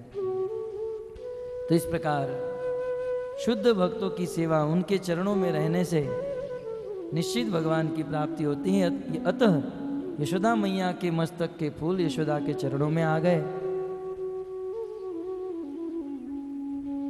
श्रीधर स्वामी कहते हैं कि यदि कोई भक्त तन, मन और धन से भगवान की सेवा करता है तो भगवान तुरंत उनके पास प्रकट हो जाते हैं। अतः चौथे श्लोक में सुखदेव गोस्वामी वर्णन करते हैं,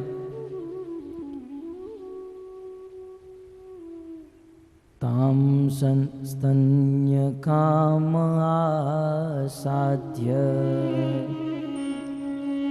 मथन्तीं जननीं हरिं गृहीत्वा दधिमन्थानं न्यषेधत प्रीतिमावहन। जिस समय यशोदा मैया दही मथ रही थी, उस समय भगवान श्री कृष्ण अंदर कक्ष में सो रहे थे। कृष्ण ब्रह्म मुहूर्त में नहीं जगे थे, क्योंकि बच्चों की नींद लंबी होती है और बच्चे यदि जल्दी जग भी गए तो माँ को ठीक से काम नहीं करने देते हैं। इसलिए मैया कृष्ण को सुलाकर दही मंथन कर रही थी। लेकिन जैसे ही मैया यशोदा दही मंथन कर रही थी, मन में भगवान है, इंद्रियों से भगवान की सेवा और वाणी से भगवान का नाम, भगवान रह नहीं पाए। तुरंत भगवान जग गए और जैसे ही कृष्ण जगे, सुखदेव गोस्वामी कहते हैं ताम स्तन्य काम, कृष्ण को यशोदा मैया के स्तन से दूध पीने की कामना हुई। दूध पीने की कामना। ये श्लोक आप ध्यान से देखिएगा, याद रखिएगा। मैं बाद में एक बहुत बड़ा सिद्धांत आपको बताऊंगा। सिद्धांत यही है कि जो भगवान आत्मराम है, मुक्त काम है, उस आत्मराम मुक्त काम भगवान के हृदय में काम उत्पन्न होने जा रहा है। कहते हैं ताम स्तन्य काम, कृष्ण को यशोदा मैया के स्तन से दूध पीने की इच्छा हुई।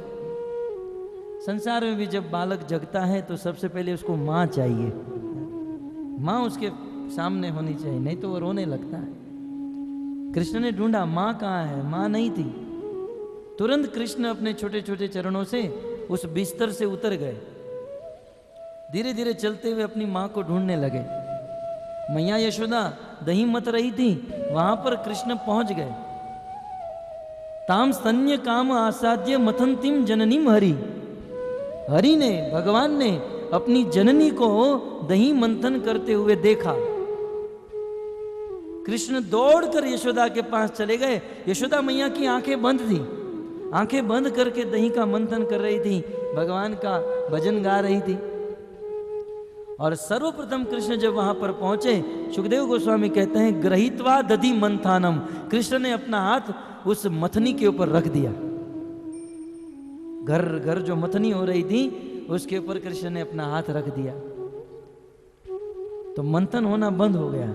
जैसे कोई ग्राइंडर से दही का मंथन कर रहा और अचानक लाइट चली जाए, स्टॉप हो जाए, वैसे कृष्ण का हाथ उस मथनी के ऊपर गया, मंथन बंद, यशोदा की आंखें खुली और कृष्ण बड़े प्रेम की दृष्टि से मैया को देख रहे हैं। परंतु वो भाव श्रीधर स्वामी ने अपनी टीका में नोंद लिया। बोले कृष्ण मानो यशोदा को यही कहना चाहते हैं कि मैया अब तुम्हें ये मेहनत करने की जरूरत नहीं है, क्योंकि ये मंथन जो है, दही का मंथन, जैसे यशोदा मैया दही का मंथन कर रही हैं, वैसे ही संसार में कुछ भक्त शास्त्रों का, वेद और पुराणों का मंथन करते हैं और वेद शास्त्र का मंथन करके भगवान की प्राप्ति करना चाहते हैं। संसार में लोग वेद शास्त्र का मंथन करके भगवान की प्राप्ति करना चाहते हैं। मानो भगवान श्री कृष्ण यशोदा को यही बताना चाहते हैं, मैया मैया ये मंथन करने के बाद जिसकी प्राप्ति होनी चाहिए वो तो ऑलरेडी मैं आ चुका हूं, अब आपको ये सब मेहनत करने की जरूरत नहीं है मैया। अथवा हरीश्वरी जी कहते हैं कि मैया जिस व्यक्ति को मैं प्राप्त हो जाता हूं ना, फिर उसे संसार के कर्म में रुचि नहीं रखनी चाहिए। जिसे मैं मिल जाता हूं, जिसे मैं प्राप्त हो गया, फिर वह संसार के कर्म नहीं भी करेगा तो चलेगा। कुछ लोग सोचेंगे हम तो अब छोड़ देंगे ऑफिस, लेकिन ध्यान रहे हमको भगवान मिले नहीं है, हम लोग साधक हैं, हम लोग अभी मार्ग में हैं, लक्ष्य की प्राप्ति नहीं हुई है। जब लक्ष्य की प्राप्ति हो जाए तब हम हमारे कर्तव्य छोड़ सकते हैं। कुछ लोग कहते हैं मीराबाई ने तो अपना घर छोड़ दिया, नरसिंह मेहता ने छोड़ दिया, क्योंकि वो लोग पा चुके थे कृष्ण को और हम लोग अब तक कृष्ण को पाए नहीं है, कृष्ण प्राप्त हुए नहीं है। परंतु जैसे ही लक्ष्य की प्राप्ति हो जाए व्यक्ति अपना कर्म करना छोड़ सकता है। तब प्रश्न हो सकता है कि कृष्ण की प्राप्ति हो जाने के बाद यदि कोई व्यक्ति अपना कर्तव्य छोड़ दे तो संसार के बंधन में बंध नहीं जाएगा, क्योंकि संसार के जीवों के ऊपर अनेक लोगों का ऋण है। देवर्षि भूत आप्त नृणाम पितृणाम न किंकरो नायम ऋणी च राजन। हे राजन, इस संसार में हमारा जन्म हुआ है तो जन्म से लेकर अनेक लोगों का ऋण है हमारे मस्तक पर, और जब तक इन ऋणों से हम मुक्त नहीं होंगे तब तक न तो सुखी हो सकते हैं न भगवान की प्राप्ति कर सकते हैं। और किसका ऋण है? कहते हैं देवर्षि, देवताओं का ऋण है हम पर, और देवताओं का ऋण चुकाना चाहिए। ऋषि मुनियों का ऋण है हम पर, माता का ऋण है, पिता का ऋण है, समाज का ऋण है, पितरों का ऋण है, ये सब का ऋण हम पर लगा हुआ है। ये ऋण हमको चुकाना होगा। परंतु यहां पर भगवान श्री कृष्ण यशोदा मैया को अपनी आंखों से कह रहे हैं कि मां, जिस व्यक्ति को मैं प्राप्त हो जाता हूं उस व्यक्ति को इन ऋणों को चुकाने की आवश्यकता नहीं, क्योंकि जिसे मैं प्राप्त हो जाता हूं वह व्यक्ति सभी ऋणों से मुक्त हो जाता है। देवर्षि भूताप्त नृणाम पितॄणाम न किंकरो नायम ऋणी च राजन सर्वात्मनाय शरणम शरण्यम गतः मुकुंद परिहर्त्य कर्तम। तो इस प्रकार भगवान श्री कृष्ण ने उस मंथानी को रोक दिया और सुखदेव गोस्वामी कहते हैं निषेधत, मानो कृष्ण कह रहे हैं कि बस ये करने की जरूरत नहीं, निषेध कर रहे हैं। प्रीति माहवत, प्रेम से कृष्ण यशोदा की ओर देख रहे हैं। कृष्ण यशोदा को देख रहे हैं, यशोदा कृष्ण को देख रही हैं। यशोदा को चाहिए कि कृष्ण को अपने गोद में ले लें, परंतु कृष्ण को देखने में यशोदा इतनी मंत्र मुग्ध हो गई, अपनी सूद बूद खो बैठी। और उसी समय भगवान श्री कृष्ण स्वयं एक हाथ मंथानी के ऊपर, दूसरा हाथ यशोदा के कंधे के ऊपर, और कृष्ण कूद कर यशोदा के गोद में चले गए। और सुखदेव गोस्वामी, अब जैसे ही कृष्ण यशोदा के गोद में चले गए, मानो सुखदेव गोस्वामी को लगा कि कृष्ण मेरी गोद में आ गए।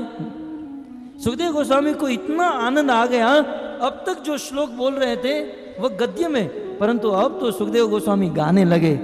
तमंक मारो ढम पाय स्तनम स्नेह सुतम सस्मित मीक्षति मुखम अतृप्त मृत्सज जवेन साययार उत्तिष्ठ माने पयसी तदिश्रिते। सुखदेव गोस्वामी के मन में अत्यंत प्रसन्नता हो गई, क्योंकि भगवान श्री कृष्ण यशोदा के गोद में आए, और यशोदा के गोद में आते ही यशोदा मैया ने जान लिया कि कृष्ण मेरे स्तन का दूध पीना चाहते हैं। उसी समय यशोदा मैया कृष्ण को अपने स्तन का पान करा रही हैं। स्तनम स्नेह स्नुतम, अपने पुत्र के प्रति इतना स्नेह, इतना प्रेम था कि यशोदा के स्तन से स्वाभाविक दूध छू रहा था, और कृष्ण उस यशोदा के स्तन के दूध का पान कर रहे थे। सस्मित मिक्षति मुखम, और उस समय देवी यशोदा कृष्ण स्तन का दूध पी रहे हैं और यशोदा उस कृष्ण की छवि को देख रही है। बैठ रही यशोदा कृष्ण के मुख को देख रही हैं और कृष्ण यशोदा को देख रहे हैं। यही है भक्ति। एक भक्त भगवान की सेवा करता है और भगवान भक्त की सेवा करते हैं, यही है भक्ति। दोनों एक दूसरे की ओर देख रहे हैं। सस्मित मिक्षति मुखम अतृप्त मृत्सज्य जवेन सा ययाद। उस समय यशोदा को एक बात याद आई। कृष्ण बड़े प्रेम से यशोदा के स्तन का पान कर रहे हैं। उसी समय यशोदा को रसोई घर में चूल्हे के ऊपर यशोदा ने दूध गर्म करने के लिए रखा था। ये वही दूध था, पद्मगंधा गाय का दूध, और ये कृष्ण के लिए ही उबल रहा था। यशोदा ने सोचा कि दूध गर्म करके रख दूं ताकि कृष्ण को जब भूख लगे तो उसे दूध पिलाऊंगी। तो जैसे ही कृष्ण को स्तन पान करा रही थी, अचानक जवेन सा ययाद, यशोदा मैया को याद आई कि चूल्हे पर दूध जल रहा है। उत्सिच्य माने पयसी तदिश्रिते, और उसी समय दूध जो था वो इतना उबल गया, इतना उबल गया, उस पात्र से बाहर निकल गया। होता है ना, जब कोई दूध गर्म करता है और उबल जाता है और पात्र से निकल जाता है तो आवाज आती है छम करके। आचार्यों ने भाव दिया है कि यशोदा, वह दूध पात्र से क्यों बाहर आ गया।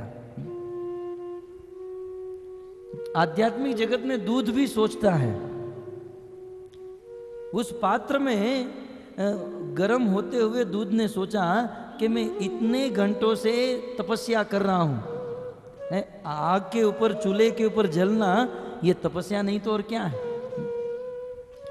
बोले मैं घंटों भर से यहां पर चूल्हे के ऊपर खड़े खड़े तप रहा हूं, तपस्या कर रहा हूं, इसलिए कि आगे चलकर कृष्ण मुझे ग्रहण करेंगे, मैं कृष्ण की सेवा करूंगा।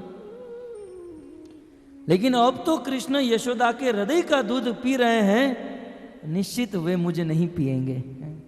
ये तो यशोदा के प्रेम रूपी हृदय का दूध पीने वाले कृष्ण अब मुझे छोड़ देंगे, मुझे नहीं पिएंगे, कृष्ण मेरी सेवा ग्रहण नहीं करेंगे। यह संभ्रम होते ही वह दूध ने सोचा, यदि मेरा जीवन कृष्ण के काम में न आए तो जीने से क्या फायदा। अतः वह दूध उस पात्र से निकलकर आत्महत्या करने के लिए तैयार हो गया, आत्महत्या करने लगा। बोले जो जीवन कृष्ण के लिए नहीं, वह जीवन जीने से क्या फायदा। जरु जाऊ सु जीवन जानकी नाथ, जिये जग में तुम रो बिनु भय। जानकी नाथ राम और कृष्ण की सेवा में यदि यह जीवन न आए तो ये जीवन कुछ काम का नहीं है। अतः वह दूध उबल कर आत्महत्या करने लगा। बोले अब क्या जीने से फायदा है। भगवान श्री रामचंद्र को जब उनके भाई भरत चित्रकूट में मिलने जा रहे थे, उस समय अयोध्या की सारी प्रजा भरत जी के साथ चलने लगी। बोले हम भी राम को मिलने आएंगे। अनेकों लोग, हजारों लोग राम यात्रा में चित्रकूट राम दर्शन के लिए तैयार हुए।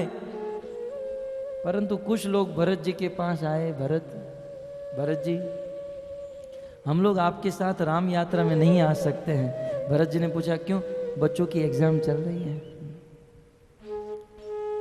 कुछ लोग आए, हम लोग आपके साथ नहीं आ सकते हैं। क्यों? बोले घर का ध्यान रखना पड़ेगा। तब रामायण में वर्णन है, भरत जी ने कहा है कि जो धन, जो ऑफिस, जो बच्चे भगवान की भक्ति में बाधा बनते हैं, उसे तो जलाकर राख कर देना चाहिए। क्योंकि संसार में ये धन, संपत्ति, पुत्र, परिजन, ये कुटुंब हमें क्यों मिला है? ये सारी वस्तु भगवान की भक्ति करने के लिए मिला है कि इन वस्तुओं के द्वारा हम भगवान के प्रति आगे बढ़े। परंतु यही वस्तु यदि भगवान की भक्ति में बाधा बनती है तो भरत जी कहते हैं, जरऊ सुसंपत्ति सदन, सुहद सुख मातु पितु भाई, सन्मुख होत जो राम पद, करे न सहस सहाई। भगवान राम और कृष्ण के चरणों में यह अनुकूलता उत्पन्न नहीं करता तो इन वस्तुओं को जलाकर राख कर देना चाहिए। मीराबाई ने गोस्वामी तुलसीदास जी को यही पत्र लिखा कि हे गोस्वामी जी, आप वर्तमान के बहुत बड़े संत हैं, आचार्य हैं। मेरे हृदय में बहुत बड़ा प्रश्न है, और प्रश्न ये है कि मुझे घर पर लोग बहुत परेशान करते हैं और मैं कृष्ण को अपना प्राण प्रिय मान चुकी हूं, मुझे क्या करना चाहिए? तब गोस्वामी जी ने बहुत सुंदर उत्तर लिखा है, जाके प्रियन राम वैदे। हे मीराबाई, राम और वैदेही, राम और सीता या राधा और कृष्ण, जो इनसे प्रेम नहीं करते हैं उनको तो करोड़ों वैरी की तरह त्याग देना चाहिए। तजियता सो कोटि वैरी सम, तजियता सो कोटि वैरी सम, यद्यपि पर मसने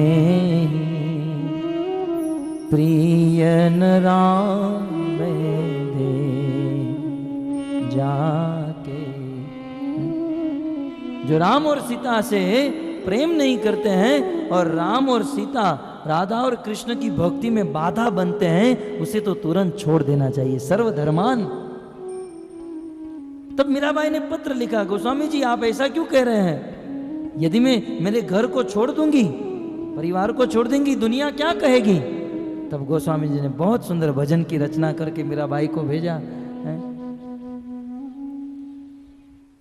बलि गुरु त्याजो, बलि महाराज ने अपने गुरु को त्यागा और भरत महतारी, और भरत ने अपनी मां को त्याग दिया। बलि ने गुरु को त्यागा, भरत ने मां को त्यागा, प्रहलाद ने अपने पिता को त्यागा, शबरी ने अपने कुटुंब को त्यागा,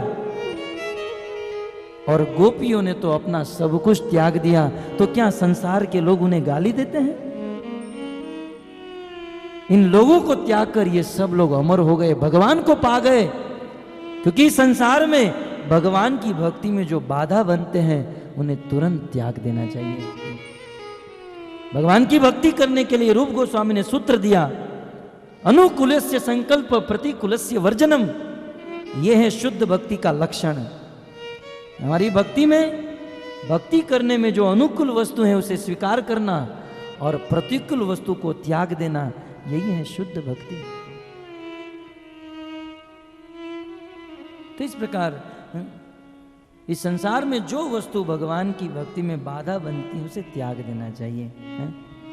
उस समय पद्मगंधा गाय के दूध में यह बुद्धि आ गई, लेकिन आज के मनुष्य के माथे में यह बुद्धि नहीं आई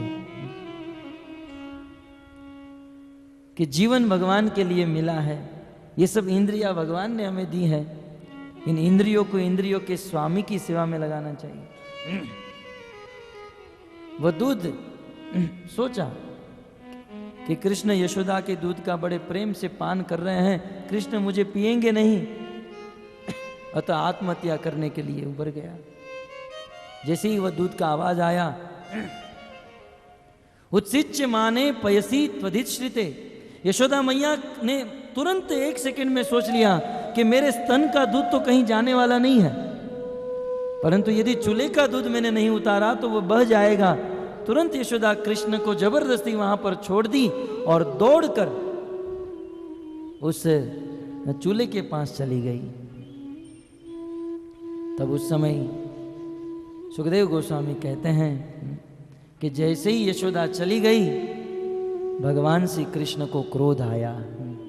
संजात कोप स्फुरिता रुणाधरम, संदश्य ददभी दधिमंथ भाजनम, भित्वा मृषा श्रु सदश्म ना रहो, जहा सहयंग मंत मंतरम गत। संजात कोप, कृष्ण को क्रोध हुआ। किस बात का क्रोध हुआ? बोले मैं कृष्ण अनंत कोटि ब्रह्मांड का स्वामी, करोड़ों करोड़ों लक्ष्मी मेरी सेवा करने के लिए लाइन में खड़ी रहती हैं, मैं मेरा गोलोक वृंदावन, ये नित्य धाम, नित्य सुख, ये सब कुछ छोड़कर इस यशोदा के घर पर आया और ये यशोदा 25 रुपया लीटर दूध के लिए मुझे छोड़कर चली गई। इस घर में मेरी कोई वैल्यू ही नहीं, बस मेरी इतनी वैल्यू कि थोड़े से दूध के लिए मुझे छोड़कर चले जाए। कृष्ण को बहुत क्रोध आया और क्रोध इस बात का आया कि मैं इतना प्रेम से दूध पी रहा था, और कृष्ण के अंदर लोभ था कि मुझे यशोदा का स्तन का ज्यादा से ज्यादा दूध मिले। परंतु यशोदा छोड़कर चली गई, कृष्ण को क्रोध, और इतना क्रोध आया, इतना क्रोध आया, सुखदेव गोस्वामी कहते हैं स्फुरिता ऋणाधरम, कृष्ण के होठ कांपने लगे। देखिए 3-3.5 साल का बालक है, लेकिन बुद्धि कितनी है, होठ कंपित होने लगे। उनके होठ कैसे हैं, कैसे कहते हैं अरुण लाल रंग के, अरुण बिंब फल के समान उनके लाल लाल अधर और ओष्ठ दोनों कांपने लगे। संदश्य ददभी दधिमंत भाजनम, और उस समय ही कृष्ण ने अपने दोनों होठों के बीच में दांत को दबाया, और दधिमंत भाजनम, और उस समय कृष्ण की दृष्टि ही उस दही के मटके के ऊपर गई। बोले अच्छा, 1 लीटर दूध के लिए मुझे छोड़कर चली गई, अब मैं दिखा दूंगा कि मुझे छोड़ने वाले को कितना दंड मिलता है। मन ही मन में सोच रहे हैं क्या करूं क्या करूं। सुखदेव गोस्वामी कहते हैं दधि मंत भाजनम, उस दही के मटके के ऊपर कृष्ण की दृष्टि गई, और भितवा मृषा अश्रु दशमना रहो, और उस समय कृष्ण को इतना क्रोध आया, इतना क्रोध आया, आंखों से आंसू निकलने लगा, और रोते रोते सोचा कि मैं मैया को आज दिखा दूंगा। उतने में बाजू में एक छोटा सा पत्थर पड़ा था, छोटा सा पत्थर उठाया, बोले सुबह से इस मटके में मेहनत कर रही है ना, ब्रह्म मुहूर्त से जगकर इसी मटके में फोड़ दूंगा इसे। पत्थर उठाकर उस मटके को मारा, वो मटका फूटा, और उस मटके से दही छाछ माखन ये सब कुछ बहने लगा। जगास जैसे ही वहां से उस मटके से दही छाछ बहने लगा, तुरंत भगवान श्री कृष्ण अब उत्साह में आकर मटका तो फोड़ दिए, लेकिन अब दही फैलने लगा, छाछ फैलने लगी। तब भयंकरता का एहसास हुआ, अरे बाप रे, ये मैंने क्या कर दिया। कभी कभी होता है, कुछ लोग उत्साह में आकर बोल जाते हैं, कर देते हैं, फिर अनुभव होता है।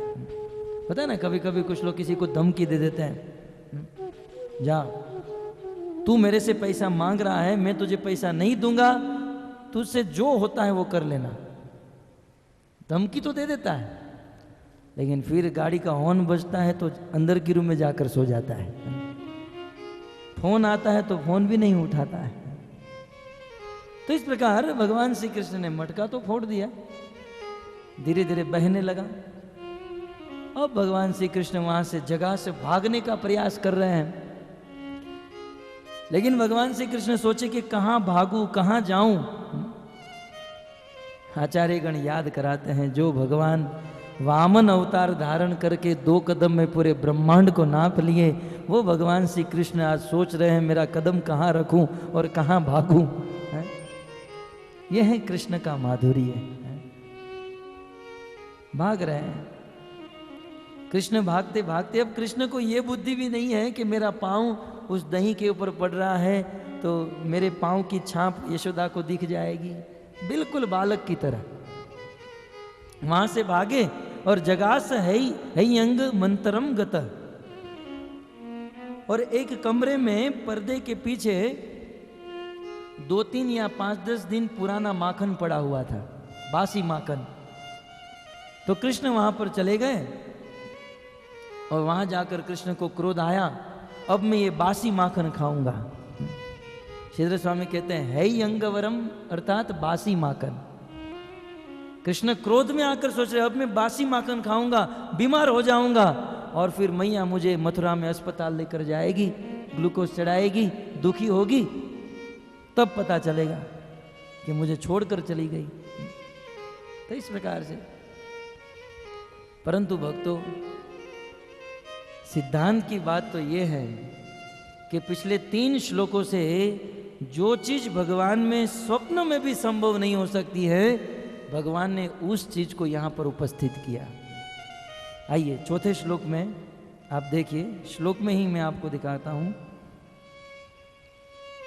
चौथे श्लोक में सुखदेव गोस्वामी ने कहा ताम स्तन्य काम, आप स्क्रीन पर देख सकते हैं, दिखाई दे रहा है सबको?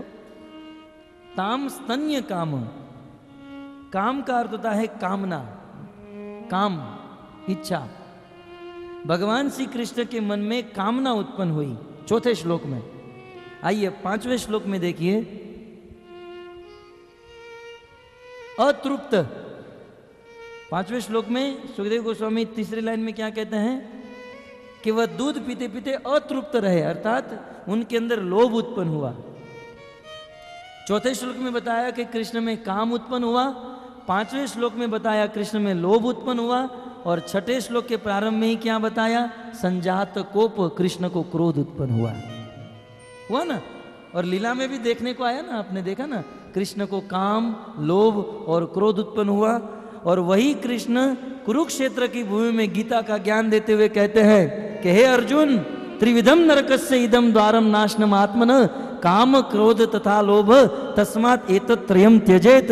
अर्जुन, ये काम, क्रोध और लोभ को त्याग देना चाहिए। अब बताइए, दोनों विरुद्ध धर्म, विरुद्ध सवाल। जो कृष्ण अपने भक्त को और अर्जुन को उपदेश देते हैं कि काम, क्रोध और लोभ ये तीनों नरक के द्वार हैं, त्रिविधम नरकस्य इदम। यदि हमारे अंदर कामना उत्पन्न हुई, लोभ उत्पन्न हुआ, क्रोध उत्पन्न हुआ, तो ये नरक में जाने के सीधे द्वार हैं। और अर्जुन को बार बार कहें कि काम से बचो, काम येष क्रोध येष रजोगुण समुद्भव महाशनो महापापमा विद्यन्मिह वैरिणम। ये काम, क्रोध और लोभ मनुष्य के सबसे बड़े शत्रु है। हमारे शत्रु पाकिस्तान वाले नहीं, हमारे शत्रु हमारे अंदर ही बैठे हैं, और वो है काम, क्रोध और लोभ। पड़ोसी में या दूसरे देशों में ढूंढने की जरूरत नहीं, सबसे बड़े तीन शत्रु हमारे अंदर हैं। जो भगवान अपने भक्त को भी कहते हैं कि इनसे बचो, आज उसी भगवान के अंदर काम उत्पन्न हुआ, क्रोध उत्पन्न हुआ और लोभ उत्पन्न हुआ। भक्तों, यही है इस लीला की महिमा, यही है इस लीला की महानता, और यही है कृष्ण की महानता। वेद जिसे नेति नेति कह के पुकारता है, संत, आचार्य, भक्त जिस भगवान को आत्मराम मुक्त काम कहकर थक जाते हैं, जिस भगवान में लेश मात्र भी कामना नहीं, जिस भगवान में लेश मात्र भी लोभ नहीं, जिस भगवान में लेश मात्र भी क्रोध नहीं। भृगु मुनि आए थे सरस्वती नदी के तट पर, बहुत बड़ा प्रश्न उठा, विश्व शांति हेतु यज्ञ किया,